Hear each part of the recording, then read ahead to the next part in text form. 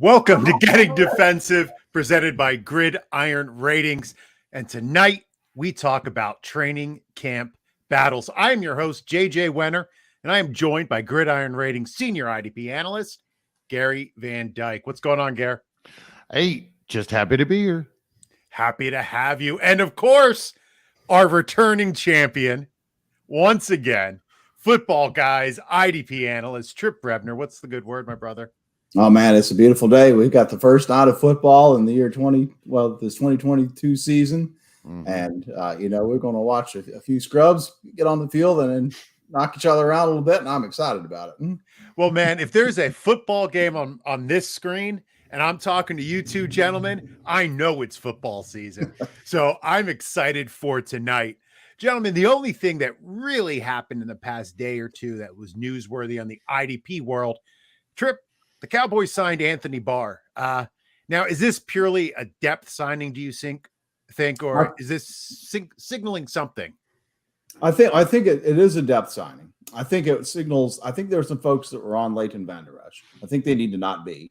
I think that Barr is more evidence that there will be enough snaps distributed among the rotational aspect. But I do also think an interesting piece of it is that Barr is a guy that has historically some pass rush juice. And it gives them some opportunity to be interchangeable or multiple with Michael Parsons, so that you got both of those guys out there. Who's coming? Who's dropping back? Anthony Barr had surprisingly good coverage grades recently in Minnesota, and so I think he's a guy that can play 300 snaps and maybe help him out a little bit and do some different things. So it's not interesting for IDP, but more on defense. Just if you're a fan of defense, what will they do with him? Yeah, that was going to be my follow-up question for you, Tripp, is like outside of Parsons, though, there's nobody really there we want in the linebacker room, right? Right. Yeah. You know what I would want to You know what I want to see? I'd want to see Barr with his hand in the dirt. Put him on the line. I mean, the guy is huge. He could play that. He could convert. He could be a passer on downs. Imagine him and Parsons. The problem in the past with Barr is how Minnesota deployed him. I mean, I think if you actually watch the guy play, when he's on it, he's on it. I think it was more of the scheming. I really do. So it's going to be real interesting how they could use him. I don't think he's done. I think he's still got some little bit of pep left in the gas tank there. So it's going to be interesting. I mean, especially coming off, like when you look at his snap share over the past few years, he wasn't a 50% guy. Like he's playing 90-95% of the snaps. Right. So if you reduce that, I mean, I think it was last year, he had like 60 some pressures. 60 some blitzes, pass rush attempts, and he had 10 pressures out of that. That's not bad. And he's kind of been consistent with that pressure percent throughout his career. So I am interested to see what he can do. And maybe that's like you said, Tripp, just to give Parsons a little break on the edge and maybe let him do a little more in the middle. I mean, that whole roster, I mean, they could use some help on the defensive line and the linebacker core. I mean, Vander Esch is Vander Esch, but beyond that, you just got a couple of unproven rookies, really. I mean, they're not too bad, I guess. Jonas or somebody else, I guess. But they still have Jabril Cox, who they were high on, drafted last year, right? LSU. Yeah. So if he does start out as depth, if he's actually a depth piece, then yeah, I'm totally wrong. He did lose a step because I hadn't seen it, but he's also. It's hard to get good takes on Barr. I just know the Jets signed him for like a hot minute 2 years ago, and then he decided not to come to us. So he's always been dead to me since then. But enough with that nonsense, gentlemen. Let's get right to it. We were talking about this right before we went live, so I said, let's just talk about it on air. On the offensive side, I host the Rider Dynasty podcast, that one. And we just went through training camp battles, and sometimes it's hard to find training camp situations where players are coming in at about the same level and you're really wanting to see who gets an edge up. However, when you come to the other side of the ball, that's all training camp is. And I think that's sort of what you were saying, Tripp, is that there are so many position groups that are completely up in the air. We still don't know. And that's why we're here tonight, because we are going to talk about some of these most confusing situations and what we hope to find out through training camp. So let's kick it off in my area, Philadelphia, and the linebacker crew. Tripp, what is going on with the Eagles linebackers? Well, it's an interesting group. It's they got two guys that have relatively low name brand recognition in Kaiser White, who they brought in on unrestricted free agency for a relatively modest one-year deal. And then they have T.J. Edwards, who's a holdover from last year, who I think was an undrafted free agent coming out of college, or a low draft pick anyhow. And they extended him last year. And so they've recently invested in these two guys. And then they turn around and draft Nakobe Dean. And Nakobe Dean's the guy with the draft capital, or the name brand, really. More so than the draft capital. A lot of folks thought he would go first round or maybe second round at the latest, and he didn't. He went third round. And I think that because of that, people are holding on to that name brand recognition and just expecting that he's going to overtake one of these other two guys. Where he is right now is that he's third, or running with the third team from what I've seen recently. He's even behind Davion Taylor, who at the weak side linebacker position. And so that may just be one of those things. Let's make the rookies pay their dues and see where that goes. But I think that the importance of this is that T.J. Edwards and Kaiser White are not under a serious threat right now. And they could be as the season progresses. But to start the season, they're not under serious threat right now for significant roles in this defense. And what's exciting about those two guys is that both guys, especially Edwards, he played pretty well last year, has a history of good tackle production, high tackle efficiency in that defense. And I think that tackle efficiency is more about the defense than the player. And he's joined by Kaiser White, who will have that same advantage of stepping into a defense that enabled Alex Singleton to have high tackle efficiency. And White has that track record also in LA. So I like those two guys as values right now. And there's certainly risk. Dean might eventually get the shot, but people don't realize that Davion Taylor is also a third round draft pick. That was Howie Roseman's draft pick on that roster. And from a player profile standpoint, they are looking for some premium athletes, and Taylor meets that. Dean meets that. Edwards doesn't so much, which is what makes him interesting to me. He reminds me of Anthony Walker for the Colts, and this is a staff that had Anthony Walker a couple of years ago, and they have Edwards now. Edwards is from Stanford. Walker was from Northwestern. Both guys are not plus athletes. Both guys are guys that the staff inherited, but that seemed to be guys that played well and held on to roles for a while. Now, Edwards may eventually go the way of Walker, but it took time for Dean, or in Walker's case, Okereke, to overcome Walker and relegate him to the free agent list. And Walker was able to play a significant workload and maybe not be an elite fantasy option for a couple of years, even when Okereke was there. But he was a useful player for a couple of years. And I think that Edwards probably profiles in the same fashion, with the high tackle efficiency and at least a relatively significant snap share for a couple of years here. And so that's a guy I think people are sleeping on a little bit. And I think that people probably need to put the pump brakes on Nakobe Dean a little bit, because I think that they're at the risk of a little bit of take lock. Yeah, I have to agree with you there, Tripp.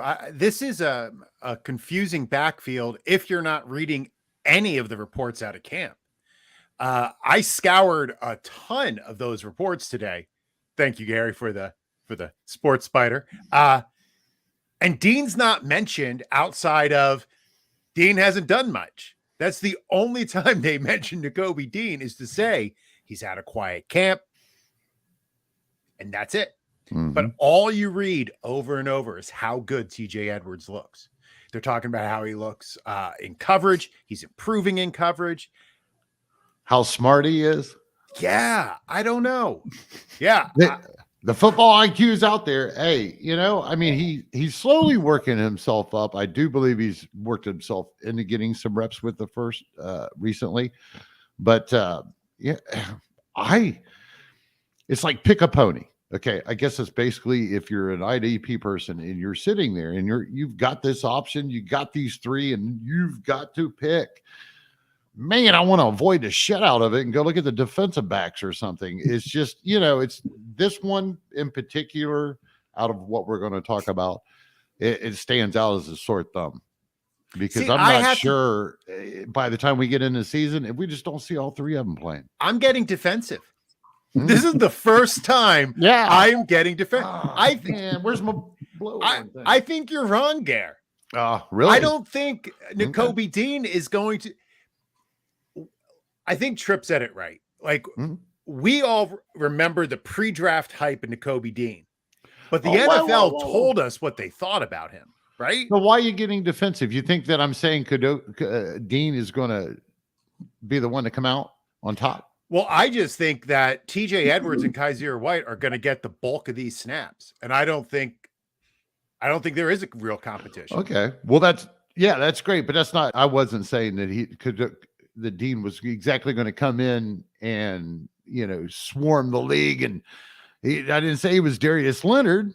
Jeez. Why'd you call getting defensive? No, I was kidding, man. Are you getting defensive about my getting defensive? I'm getting defensive. You can't triple stamp a double stamp, Lloyd. You can't triple stamp a double stamp, Lloyd. Yeah, no, I just, what I was trying to put across is it's basically, I don't believe it. Edwards is not as good physically as he can be on this field.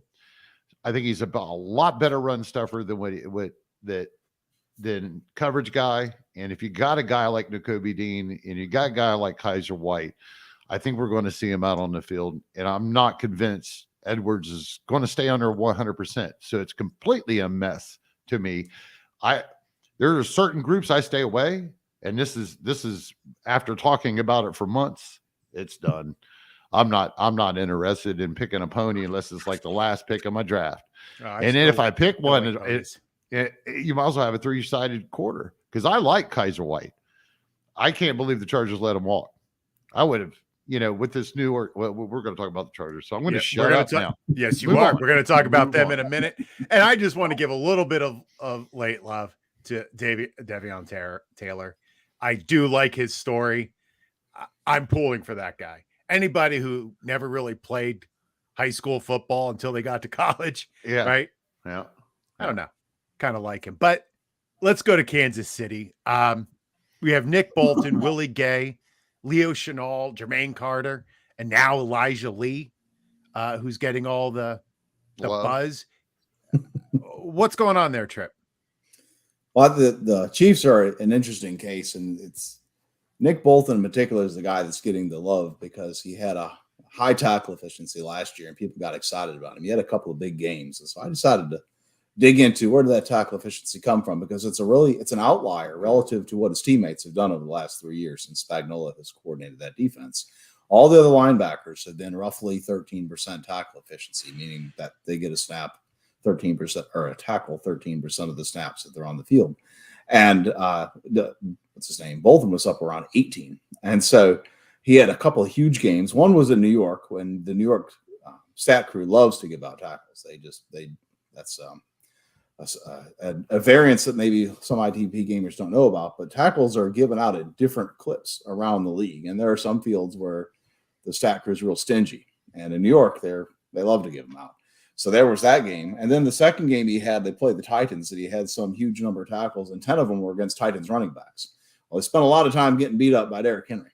So it is interesting so I think it's a sample size issue that his tackle efficiency was so high. So now he still may be a good asset because 13% tackles is a pretty good rate. But I think the question is, folks need to think about is, what are the odds that it becomes full-time? And the narrative I see out there is there's one group of folks that say, well, it's the Chiefs always run rotation, so they're going to rotate him.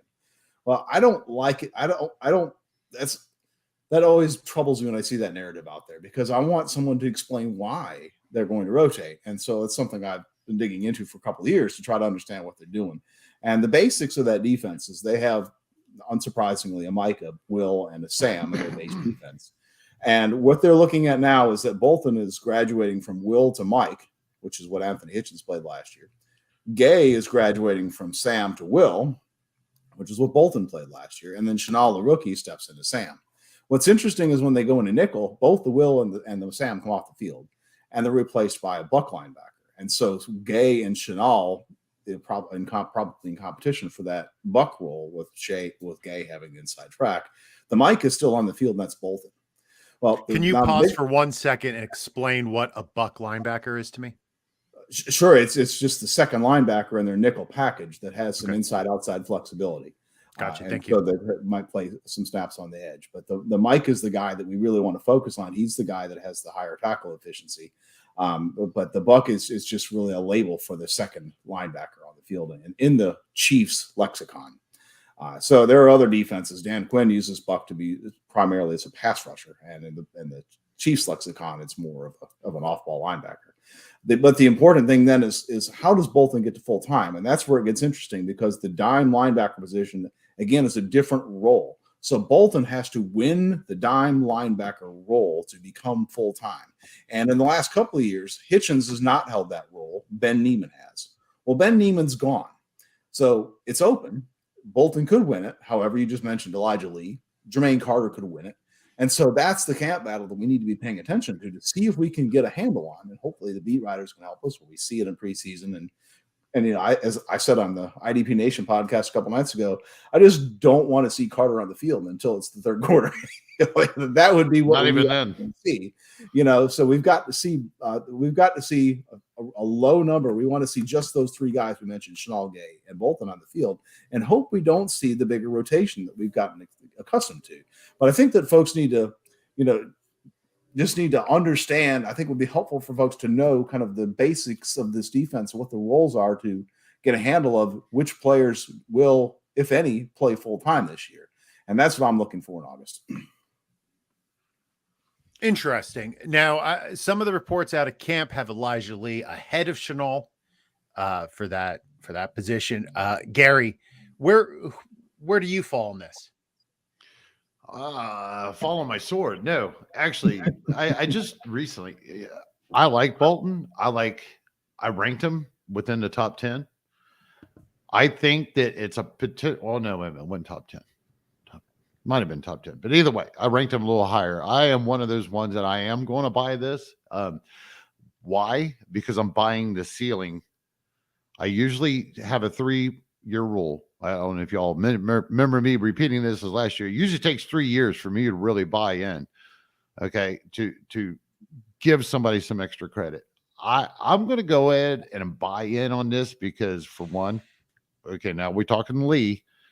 We already know Lee's, you know, well, Quincy Williams' other brother, right? No, I meant as in how they play. But either way. Sorry. Anyways. What the hell was I talking about?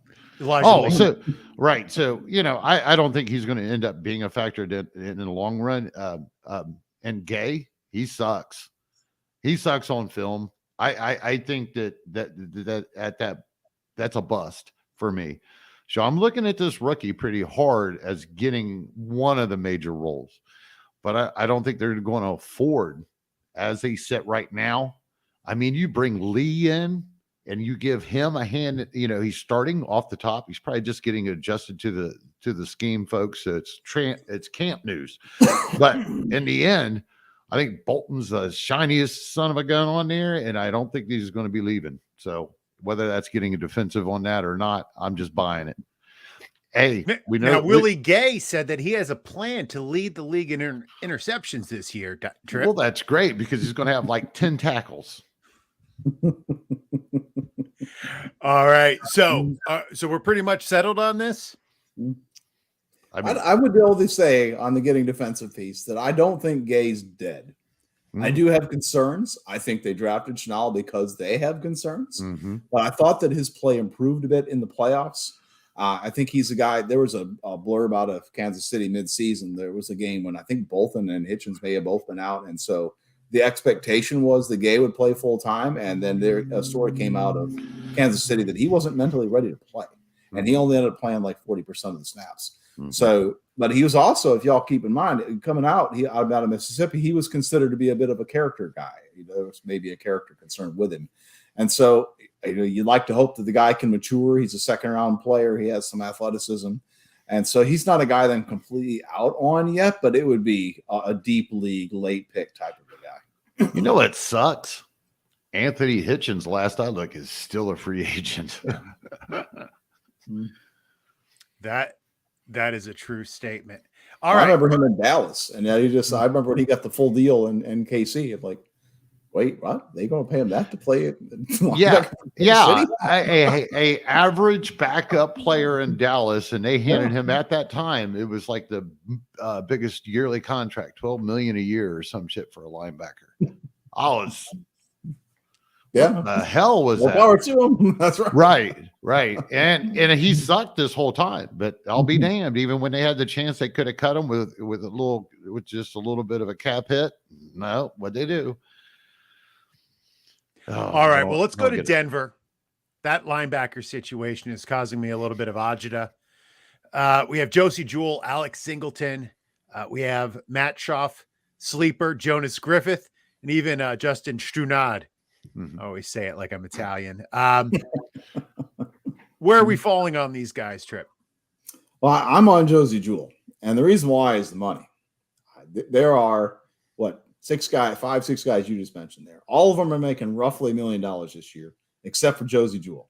Josie Jewel played out his rookie contract. He got hurt early last year, so people kind of forgot about him. But the Broncos brought him back. He's on a 2-year, $11 million deal. He's going to wear the green dot and be the full-time play caller this year, just like he was last year.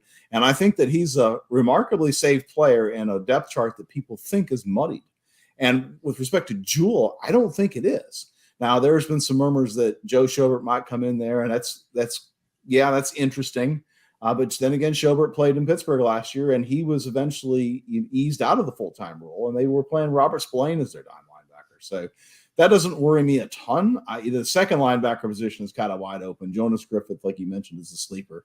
But I think that Josie Jewel is a remarkably safe player. And the way I think about linebackers is I want to go ahead and get the safe guys on my roster first. And then if they're upside guys that I'm worried about playing full-time, okay, they're the next group down for me. There's about 25 guys every year that fit that pretty safe full-time role. And then there's usually about 15 guys that you have a little bit of question and uncertainty about, guys like Edwards and Kaiser White and Bolton. And so I think that, now the upside isn't there with Jewel. He's not that great of a player, but I think he's just a remarkably safe player that you can get really late in your draft.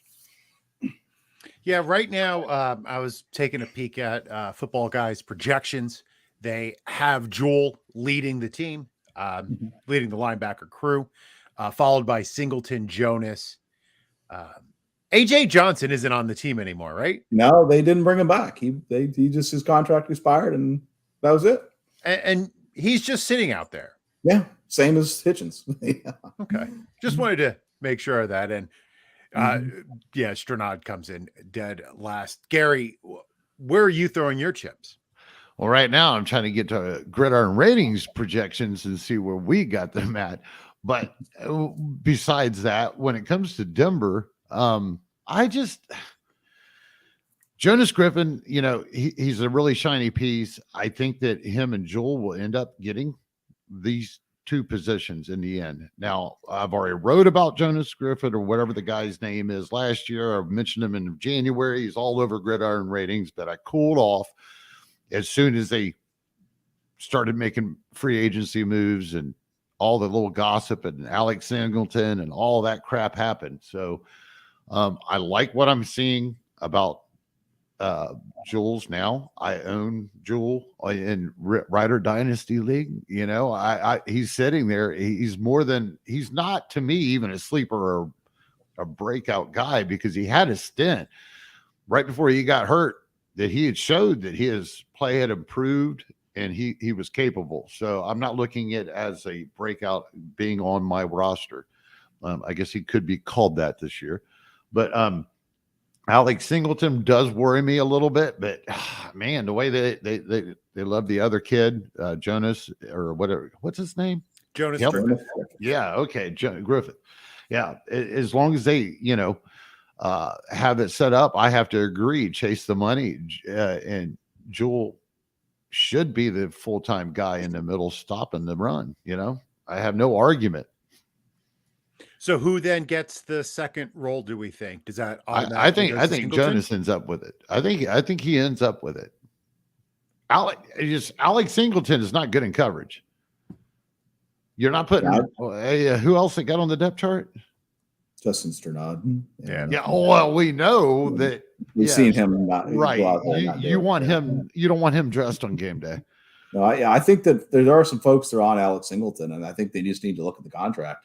He got $150,000 signing bonuses. He could be cut, and that would be all the Broncos would be out. So I don't think it's likely he's cut. But if they bring in Schobert, then it may be an indication that there's only room for so many players in the roster. So I would not be on Singleton. Scobert would worry me. If they added Scobert, would worry me. I understand that his role last year diminished, but I also understand that Devin Bush and how they ran that core last year sucked to begin with. So, it did a lot of splitting the IDP production in a very inconsistent way. So, I don't know if I would 100. I mean, Scobert, he sucks in coverage too, but it would probably come down to one of those things where it's been so long since Schobert's been any good. Well, he's never been good. No, wait a minute. Whoa. We got a Blake Martinez. He's perfect for Blake Martinez. They suck in coverage, but they're good at running the defense. They can stop the run, Now, that worked in Cleveland, but now Scobbert's gotten out, and these other teams are expecting him to be a coverage guy a little bit too. So he's becoming more of a role player. But it would still be interesting to see what role that would be if he was in Denver. Mm-hmm. I don't think it has to be Josie Jewel that would be worried at the mic, because I don't think you're going to stick Scobert out in coverage. I don't think you would even think about bringing him to the roster for that reason, if that's what you're needing. Well, Jewel isn't a big coverage backer. I mean, that's not what they typically ask him to do. I mean, his role is not as diverse as, say, anywhere near, like, say, what Darius Leonard or Roquan Smith are doing. I mean, it's a small fraction of those roles. They know what he can and can't do, and they try to keep him in a role that he can play. So if what they really need is a guy next to him that can do more in coverage, and so hopefully Griffith can step up and be that. Anthony Hitchens. Anthony Hitchens on speed. All right. Let's move back to L.A. Ooh, I wish I was in L.A. right now. It'd probably be nice and beautiful out there. Linebacker situation for the Chargers. They have Kenneth Murray, Drew Tranquil, Troy Reeder. Now, I believe Murray's still on the PUP, and Tranquil has been missing a bunch of time. Tripp, does that just leave Reeder? Well, the next guy that you didn't mention, I was interesting, is Kyle Van Noy. There you go, Gare. Late signing, June signing, I think it was.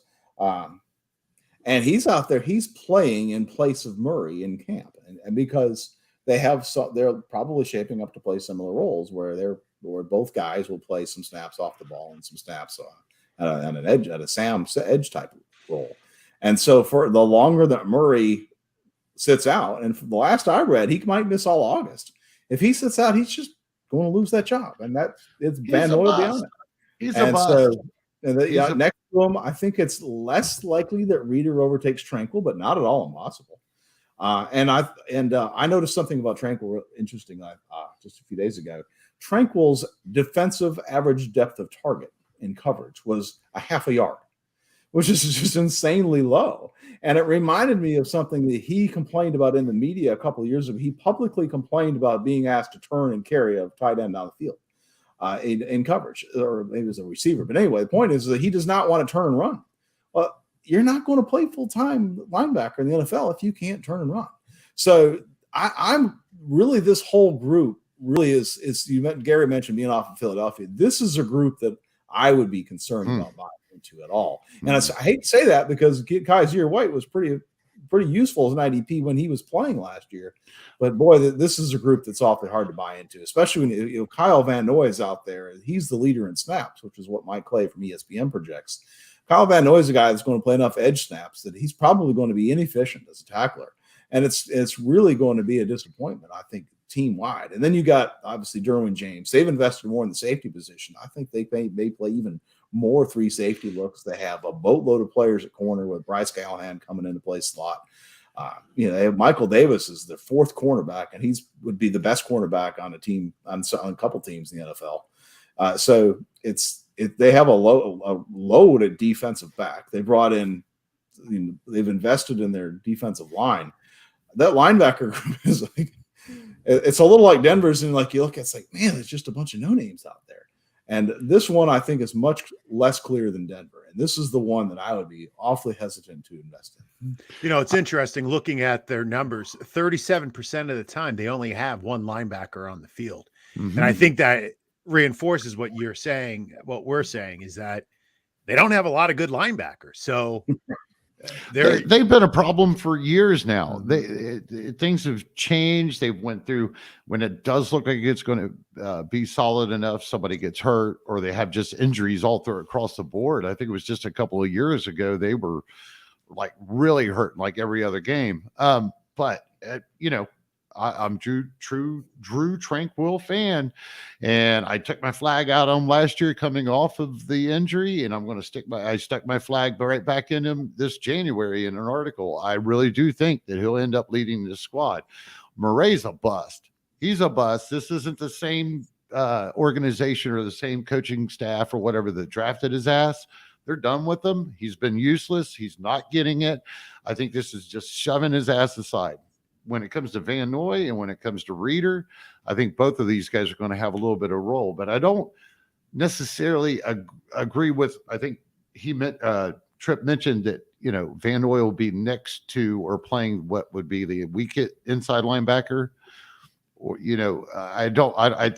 playing next to Tranquil.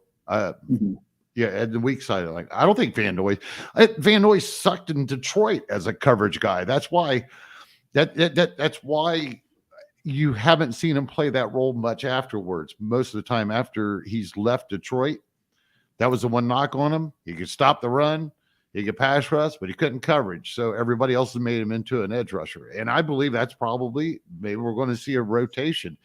You put him in rotation with Boza, and you put him in rotation with Mack. Holy shit.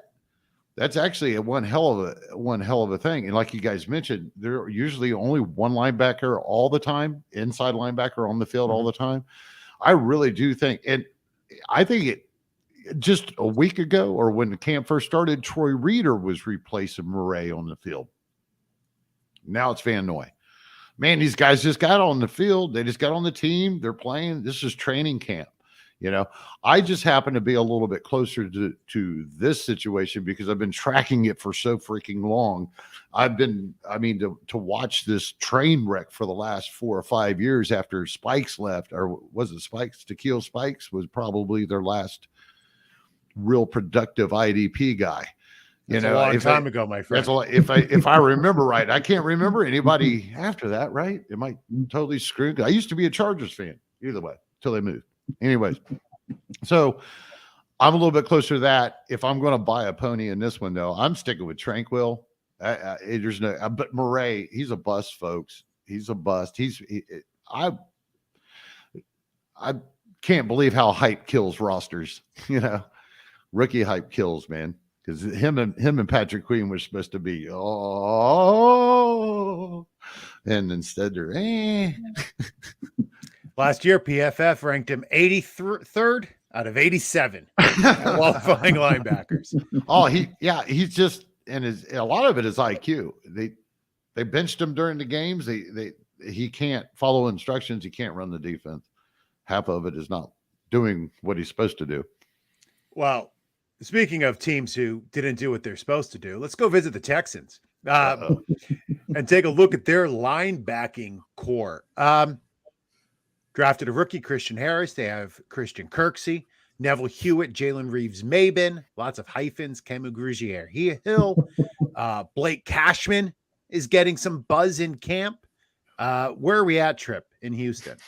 Well, they seem to be paying linebackers by the letter of their last name because, holy cow, they've got some big contracts out there. They're paying Jalen Reeves-Maybin 2-year contract for $7.5 million. And my question is, who are they bidding against? And then they've got Kamu Grugier-Hill back for 1 for 4. They've got Kirksey back. They extended him, and so he's on the books for 2 years at $10 million from here on. And then they mentioned they've got a couple of rookies out there, and so I've been keeping an eye on this one too, because this was again another linebacking crew that was a pretty good tackle efficiency last year.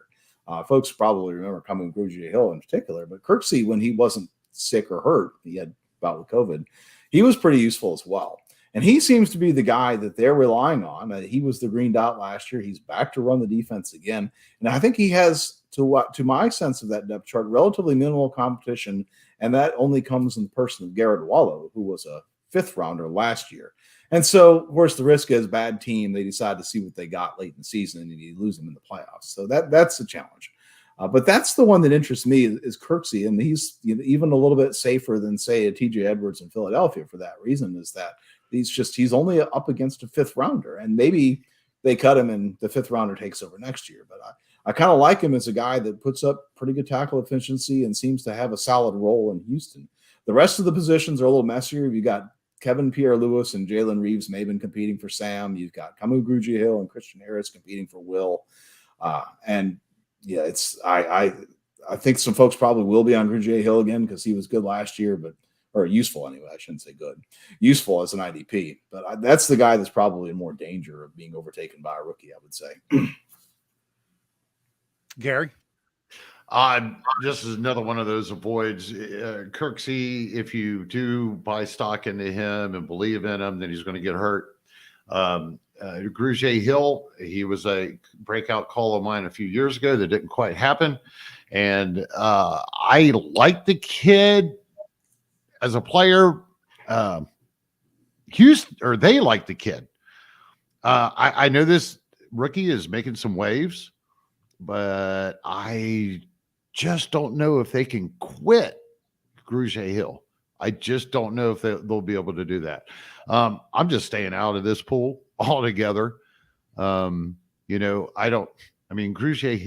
why did he sign 1-year contract when everybody else was, that was the weird thing is just what's going on with that. So It's just one of those situations, just like the Eagles. Well, probably even worse because I was already avoiding the whole Houston thing to begin with, before I've decided that now I'm avoiding the Eagles one, unless I've already got my shares, of course.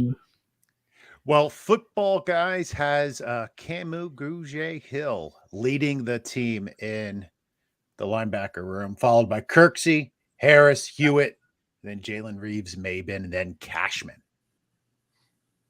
Just for your edification. All right, let's go down to Atlanta. We'll stay in the South and check out their linebackers. Now, Tripp, there's some weird stuff, right? Because I know Dion Jones was their starter, but they were looking to trade him. What's going on? Yeah, the latest news out of there is that they've tried to trade him, can't find a partner, and they're not going to just cut him. They would only save $1 million if they did. So the question is, well, what do they do with him then? Does he go the way of Rashawn Jones from 4 years ago? Rashawn Jones, for folks that don't remember, was this great IDP safety for the Dolphins for several years. And they just brought in a new regime and they just shelved him. And he hardly played at all in his final year there. And he was making a ton of money. I don't know if there's a similar situation like that. But right now, it's the starting duo that I've seen reported out of camp has been Rashaan Evans and Michael Walker. And it's interesting to see if they'll stick with Walker. They've got the 2nd rounder Anderson there, but Anderson only played 1 year of off-ball linebacker in college. He played 4 different positions in 4 years in Montana State, FCS level competition. So probably not ready to assume a significant role. So that leaves it open for these veterans. And Evans, to me, is kind of the most interesting guy just because he's out there now. Even if Dion Jones comes back, Evans will have some kind of role. He's not a guy that I'd be excited about, but he's a guy that's probably in a deeper league where you've got 3 or 4 linebackers every week as a useful guy. But we've seen him be inefficient as a tackler, but we have seen Dean Pease put him on the field. Folks think back to his time in Tennessee. When Pease had him, he was playing 800-plus snaps, and then his playing time decreased after Dean Pease retired. And then, as we know, he came out of retirement to go coordinate the Falcons defense. And he obviously sought out Evans to bring him in and play. So, Gary, Deion Jones was good at one point, right? or no? I think he's still good. I mean, he's good. He used to be great. Now he's good. I mean, we all do remember that interception he did, like doing a backflip in the end zone against the Saints when it was who was it? Trotman was maybe his rookie year or something. No. This was in the playoffs or something. Anyways, when it comes to Jones, he doesn't fit their scheme for the money. All right. That's what I'm looking at right now. I'm pretty sure they're switching to a new scheme, right? So now they're using 2 inside linebackers instead of doing the 3-4-3. They're doing a 3-4 base. All right.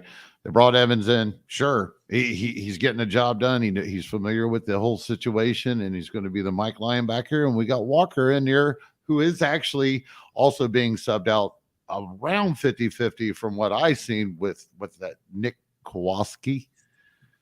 Right.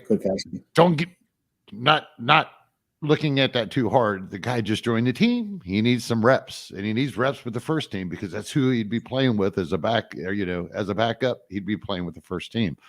So if Dion Jones is in there, I see Dion Jones and Evans side by side because Dion Jones, he's one of those original hybrids. This took a beating trying to stop the freaking run in the middle of Atlanta because nobody else in the line could. So I really feel like his coverage is his best asset. I mean, he's fast. He still has some speed after some injuries. I think coverage would be your best place to put him within this new scheme, having Mike Evans sitting there stopping the run. Now, it's not unheard of to have 2 full-time linebackers, maybe in a smaller rotation, because I'm not sure.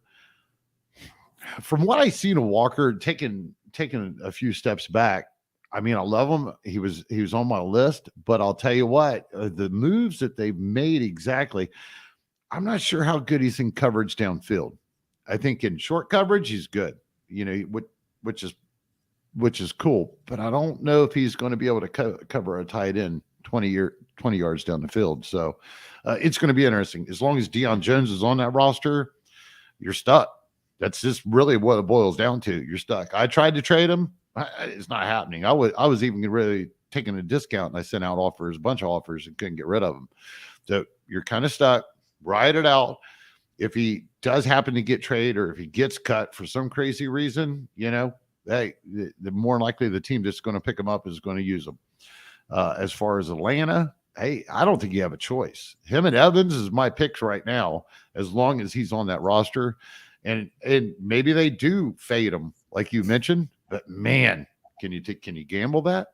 I don't know. Just an interesting little nugget. The 2 teams we've just talked about here, Houston and Atlanta, are the 2 teams that played the least amount of dime last year. They both played virtually none. This is a new scheme, though. This is a new defensive coordinator, is it not? For whom? For Atlanta.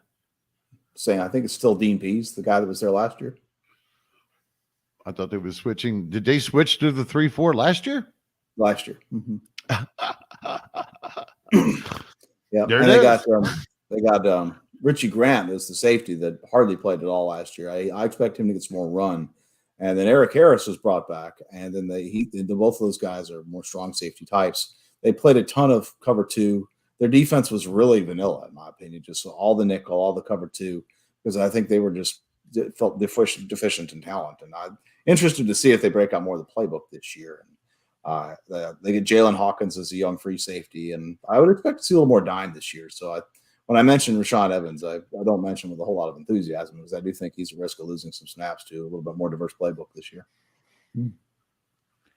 Interesting. All right, gentlemen. A place where a lot of rookies landed, staying in the South, the Jaguars. Now, I cross them out, and then I put them back on, and then I cross them out, and now I'm talking about them anyway. But this is just Devin Lloyd and Foye Oluokun, right? You're talking about rookies, right? So you have Lloyd was the 27th overall pick, roughly. Muma was the 53rd overall pick or thereabouts. That's not a huge gap. I know. I don't think it's impossible that both of those guys are part-time players. We're investing the idea that Lloyd is a full-time player for a couple of reasons. One is that he was the 27th overall pick. Keep in mind that both Murray and Queen, who Gary just mentioned, are also similar, roughly 27th overall picks a couple of years ago. And secondly, we're basing it on a defensive coordinator who was never coordinated in an NFL defense, but was instead the linebackers coach in Tampa. And so we're saying because the Tampa Bay Bucks ran predominantly nickel and predominantly 2 full-time linebackers, that the Jags will do the same. I'm not here to say they won't do it, but I'm not here. I would just hesitate to say it's a slam dunk. Okay. So where are you telling me to go? I'm just not going to be drafting Lloyd at ADP, is I think what I'm saying. Other than that, I think that they're all rookies. They're all rookies. Nobody should really be buying this rookie hype. I mean, the rookie tracker just come out like a week ago, and with only 2 of them showing up in the top 64 last year in multiple balanced formats, because I've got the only thing you got to do is go to MFL and just switch the scores around and see what the end results were. What are you going to do, though? I mean, it's the syndrome of the rookie at this time of year. I mean, he's penciled in as a starter.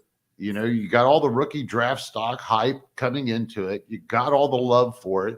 There's no reason that it shouldn't happen, but you can't argue the fact with Tripp that it very well won't happen probably, because we know that the average of for the last 2013, for one, there's never been a DL in the top 64 in a balanced format. I'm talking Nick Bosa. I'm talking Arnold, Aaron Donald, and I'm talking all of them, Myles Garrett. None of them made it in top 64 in the balanced leagues that I looked at. But either way, I don't know. I mean, he's one of the best options out of the rookies to have a good redraft season or first season. He's one of the options.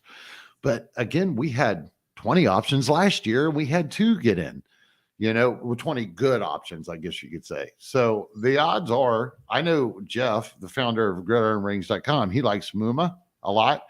I think there is room that he could play the strong side linebacker, and there's room for Lloyd to sit there and play the middle linebacker. And the only one I'm buying in this year is Foye. Again, that's it. I double checked. Sorry. Go ahead. I double checked the draft position. He was 70th. Muma was. But to me, I think that one of the pieces of Lloyd's profile was that he was a bona fide pass rusher. So people talked about him a little bit like Parsons. And so we expect. Well, that's what their strong side linebacker would do in that scheme. That's right. It's just the ones in the past have sucked. Who they got on there? Chasen, something like that. Well, yeah, but he's more the edge guy, right? So it's interesting to see if you were to deploy these guys in a 4-3. I think you put Lloyd at Sam, Muma at Mike, and Oluokun at Will. Mm-hmm. And we're not expecting a 4-3. So it's interesting to see what that means, how it fits together, and that's kind of what I'm excited to see in preseason. So who you buying? Just other than Oluokun, I think he's a safe LB1. I think there's some folks that think that he should be faded, and I don't see that. I think he's fine. He could be really, really bad, and by the end of the season lose snaps because the rookies are there. But I'm really not terribly worried. I mean, they've got an investment in him. He's there to play. All right. Well, it wouldn't be a getting defensive with the 3 of us if I didn't talk about the Jets a little bit. So their linebacking core is a little bit odd. It's pretty bad. Mosley, Quincy Williams, Marcel Harris, Hamza, Nazar El-Din, and Damian Sherwood are names that strike fear into most offensive coordinators. You do know that you just signed Noam Alexander, right? No, I don't know that. Okay. I'm a Jets fan and an IDP. Well, you did not spit that name out, my friend. Well, maybe that was part of my introduction, Gare. I forgot. Sharing my links with you, damn it. I'm just teasing, dude. I wish I could mute him. All right. You can. But of course, they signed Quan Alexander, which I'm a little bit excited about. Tripp there. He's running. When the hell with the that starters. happen? When did that happen? I'm just fucking around it. For those of you listening to the podcast version, I am shooting a death glare right now at my co-host, Gary Van Dyke. I'm making his job rougher. I'm about to mute him, but If that's unfortunately, possible. he can unmute. So, Tripp, I would say it's going to be Mosley and Quan. No, I don't. I don't. I still think it's going to be Mosley and Quincy, but it's so uncertain. You have Jamian Sherwood won a job last year as a rookie. He's coming off, I think it's an Achilles. Yeah, it's an awfully long way back, but there's been some positive camp buzz. Maybe he comes back and runs his job back. And then you got Quan. The late date of the signing suggests to me that he's not in the mix to start, but it's certainly possible. It's in the, I was having a conversation with my buddy Doc at Doc FFF on Twitter. Great IDP mind, good guy. And we talked about whether or not Mosley could possibly lose snaps, because you look at all these other guys, they all kind of they sound like Wills, and Mosley, you think, well, Mosley's the Mike, he's got to play. I don't know. You look at what the 49ers have, where Saleh came from, and you had Fred Warner was considered a hybrid type of a linebacker when he was drafted, and he's fit just fine in the Mike linebacker. Maybe they don't need this big gap filling thumper in New York. Maybe they can go out there with a couple of these lighter hybrid guys. They drafted Hamza Nasruddin too, who we haven't talked about at all. They got all these light guys, and maybe they just roll with 2 or 3 of them and try to make it work. That's one I think that's, especially Mosley didn't play well. He got a lot of tackles, but he didn't play well. That's just an interesting one to watch. I don't have a good handle on how that's going to play out. Yeah, I was digging into the stats a little bit. I was over on Warren Sharp's site, and the Jets were 31st in yards per average for running backs and 32nd in yards per attempt. For tight ends in the passing game. Mm-hmm. So, which are both linebacker coverage responsibilities, linebacker, running back, and tight ends. Mm-hmm. They are going through this, preparing for the pod, easily the lowest graded inside nickel linebackers out of any group that I looked at. I mean, they were Mosley and Quincy Williams were horrendous in pass coverage last year. Got to kind of give Mosley a little bit of a pass. I mean, the guy had been out of playing ball for a couple of years. And I mean, last year was, a little bit of a pass. I think he as a veteran, I think he could improve his game a little bit better. And it would help if they had a little bit of help around him.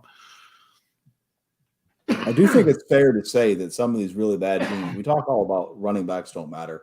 I do think that linebackers are more significantly impacted by the talent around them than some other positions. You can go out there and be an effective pass rusher if everyone else on the line sucks. It might hurt your stats some, but your performance is still your performance. I think if you're a linebacker, and I think you saw this with Roquan last year when Akeem Hicks was out, when that defensive line couldn't do anything, Roquan Smith looked bad. He was especially bad in run defense. And I think that there's something to be said about that with Dion Jones in Atlanta too. I think if he was on a better team, that he would look better. And I think it's probably true with Mosley, he has experience being a decent linebacker in Baltimore. So all that being said is, we're trying to make sense of this for IDP, and that's. I heard you, Tripp. I heard you. You got defensive. I heard you. What you basically said was, screw those guys' injuries and any problems they had. They suck. That's what I heard. That right here. That's what I heard. Listen, okay. Quincy Williams is a terrible football player. Yeah. I have never seen anybody look that lost every time in coverage. Right. It's like he's never covered anybody. That's how he got the tackles, because all of a sudden he just looked up and he was in the middle of it because he wasn't covering nobody to begin with. Right. You got to catch the guy. If you allow him to catch the ball, you got to tackle him. That's how you get tackles in IDP. Right. I'd rather him just tackle before they catch the pass. That's right. I like that Alexander signing, actually. And I think all these guys are going to be put on notice really quick because the fact is he actually is familiar with the scheme, because he was with the 49ers in 2019, same DC. I don't think this is a coincidence. I think they're signing for a reason, and I think we'll start seeing him in there next to Mosley, and they can be averaged together and absorb that IDP production for us. So if right now at this point, if I was going to pick one other than Mosley, it would be Alexander. That would be my long shot pony there. All right, Tripp. Any other team situation you want to talk about? Any wild card that I didn't bring up? The last wild card that we ought to mention it has the kind of the none of the above issue that some of these other teams we mentioned is the Lions. You got Alex Anzalone out there. He was the full-time linebacker last year. It looks like he's going to be the full-time linebacker again. And you talked about Quincy Williams. Well, Alex Anzalone's in the same category. And he had just an astonishingly low tackle efficiency last year, like something like 8-9%, which is remarkable. I do think that'll go up a little bit. And so folks that are in deep leagues probably are going to get a free square there for, an LB4, I guess. But the other piece I'm interested in is they signed Chris Board, who had played with the Baltimore Ravens for a couple of years. They're paying him $2 million, which is more than Alex Singleton is making. I'm curious to see what they see in him. And that's a player that I'll watch in the preseason just to see what happens. And then the last one there at Detroit, which is interesting. People are talking a little bit about this rookie 6th-rounder, Malcolm Rodriguez, out of New Mexico State Oklahoma State. And see, what they have in him. It's kind of the warm body theory. Somebody's got to play, and somebody's got to tackle the ball carrier. So that's one to see how it plays out in camp. No love for Derek Barnes or Jared Davis, Gare? Davis is going to play Sam. Barnes, I mean, you got to give Barnes a mulligan. It's his second year playing off-ball linebacker last year in Detroit. He was an edge defender for a couple of years. So maybe he gets a mulligan. But I mean, you're talking about a guy who was a 4th-round pick, and he's got a long way to go, I think, to be an impact player, even to be a relevant IDP player in my mind. I could see him coming in and getting some snaps, but the idea that he would emerge as a full-time guy seems really low odds to me. Kind of asinine. I just got done doing with Craig, and maybe that was harsh. Asinine? Is that harsh? It's asinine to think that the Barnes is going to, because he actually sucked last year. He's not, he's a late round. I just got done doing with Craig. I actually wrote an article about Barnes. So again, we've talked these guys to death. So I don't mean to keep bringing that up, but this is my 3rd pod of 3 days in a row. So I'm ready. We were hanging up the phone here shortly, and I'm done. This thing is not coming back on. But anyway, okay. So get my distraction back together. What's I talking about? I don't know, Gare. Jeez. I don't know, Gare. Oh, Barnes. So anyways, I was just on Craig's Paranormal Player. I think is that what it's called, that podcast? And that's what it was. That's ghosting Barnes. Because player normal.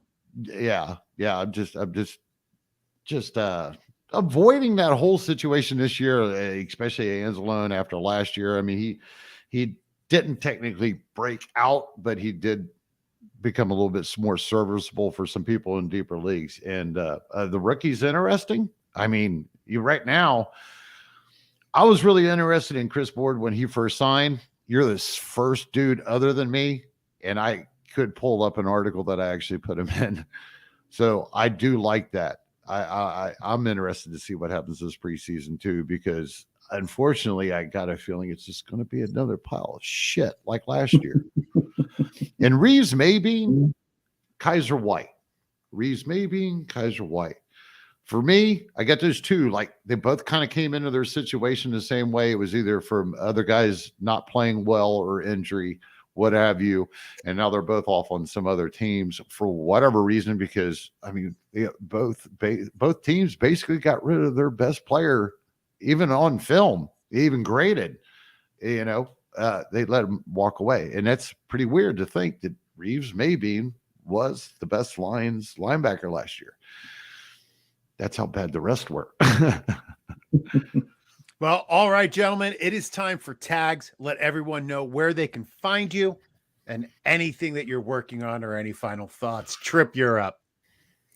Well, thanks. Well, I want to say thanks again to y'all for having me. It's always fun to get on and talk football with you. It's awesome to see y'all again. It's been a little bit since we've seen each other, so it's great to catch up. But as y'all know, I'm over at Football Guys now. Last time we talked, I think I was at Dynasty Football Factory and had a great run there.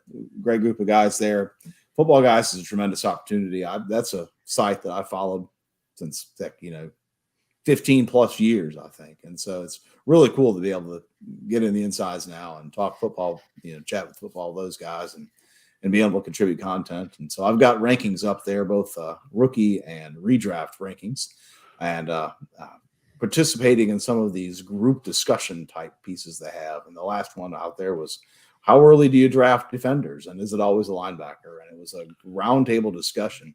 It's really cool how they put these things together. It's they throw a question up on the board, and the different writers have a chance to respond. And so when you have the size of roster that Football Guys has, you get a lot of diverse opinions, which is interesting and fun. So it's been a great experience there to get started. I'm eager to see how we go into the season here. You have assembled quite a crew at Football Guys, so I'm looking forward to reading more of the content that's coming out of there. Gary. All I think I want to say is congratulations, Tripp, and hey, don't forget us little people. Oh, well, I happen to get a new gig too. I'm pretty stoked about being here with Gridiron Ratings as a chief guy and senior analyst for SGPN. But it's actually the SGPN gambling podcast. Sorry. Anyway, the whole gambling thing has thrown me off, but they're expanding into their fantasy and they're cranking it out. So check it out. But realistically, I just wanted to say, Tripp, congratulations. Let us know, man. We'd love to have you on anytime. You know how to speed dial JJ and me. So I love it. I love it, dude. And you deserve it. So thanks, man. With that being said, I'm not telling you where to find me for the next 5 days because I'm done until next Tuesday. Well, ladies and gentlemen, okay, he's out. Thank you to everybody for tuning in. Thank you, Tripp. I am beyond excited for your opportunity over at Football Guys. I love Football Guys. Longtime fan, so I'm a longtime fan of yours as well. It's a perfect marriage. Thank you to Gary for putting this show together. You can find me on Twitter at JJ Wenner. Make sure you're tuning into all of our podcasts. Getting Defensive will be back next week with Gary Craig and Mace Riney from IDP Guys. Then pull up a chair next Wednesday for the Rider Dynasty Pod with special guest Ryan Hallam from Fantasy Alarm. Remember, your path to the title starts with Gridiron Ratings. Boat drinks, my friends. Boat drinks.